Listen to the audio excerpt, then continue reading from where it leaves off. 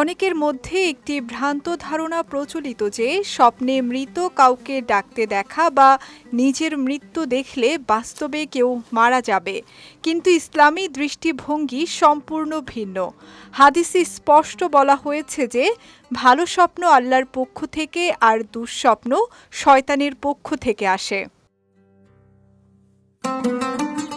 আবু কাতাদা রাদিয়াল্লাহু তাআলা আনহু থেকে বর্ণিত, রাসূল সাল্লাল্লাহু আলাইহি ওয়াসাল্লাম বলেছেন, ভালো স্বপ্ন আল্লাহর পক্ষ থেকে হয়ে থাকে আর খারাপ স্বপ্ন শয়তানের পক্ষ থেকে হয়ে থাকে। তাই যখন কেউ খারাপ স্বপ্ন দেখে তখন যেন তার থেকে আশ্রয় চায় এবং বাম দিকে থুথু ফেলে, তাহলে সে স্বপ্ন আর তার কোনো ক্ষতি করবে না। ইসলামের স্বপ্নকে ভবিষ্যৎবাণী হিসেবে দেখার পরিবর্তে এর প্রকৃতি ও উৎসের উপর গুরুত্ব দেয়া হয়েছে। হাদিসে রাসূল সাল্লাল্লাহু আলাইহি ওয়াসাল্লাম স্বপ্নকে ৩ ভাগে বিভক্ত করেছেন। তিনি বলেন, স্বপ্ন ৩ প্রকার: একটি আল্লাহর পক্ষ থেকে সুসংবাদ, একটি শয়তানের পক্ষ থেকে দুঃখ ও ভীতি সৃষ্টির জন্য, এবং একটি মানুষের নিজের মনের চিন্তা ভাবনার প্রতিফলন। আলেমদের মতে স্বপ্নে মৃত্যু দেখার ৩টি প্রধান ব্যাখ্যা হতে পারে।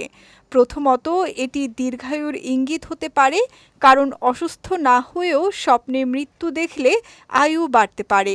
দ্বিতীয়ত, এটি তওবার ইঙ্গিত হতে পারে, কারণ মারা যাওয়ার পর জীবিত হয়ে ওঠা গুনাহ থেকে আন্তরিক তওবার প্রতীক। তৃতীয়ত, কিছু ব্যাখ্যায় এটি ঈমানের দুর্বলতার ইঙ্গিত হিসেবেও উল্লেখ করা হয়েছে। দুঃস্বপ্ন দেখলে 5টি করণীয় রয়েছে। প্রথমত, আল্লাহর কাছে আশ্রয় চাইতে হবে। দ্বিতীয়ত, বাম দিকে 3 বার থুতু ফেলতে হবে। তৃতীয়ত, পাশ পরিবর্তন করে ঘুমাতে হবে। চতুর্থত, কাউকে বর্ণনা করা থেকে বিরত থাকতে হবে।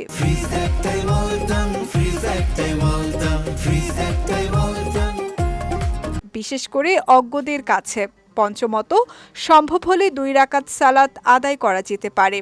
আর তাই দুঃস্বপ্ন দেখে ভয় না পেয়ে আল্লাহর কাছে দোয়া, ইস্তিগফার ও সৎকর্মে মনোযোগী হওয়াই প্রকৃত মুমিনের কাজ।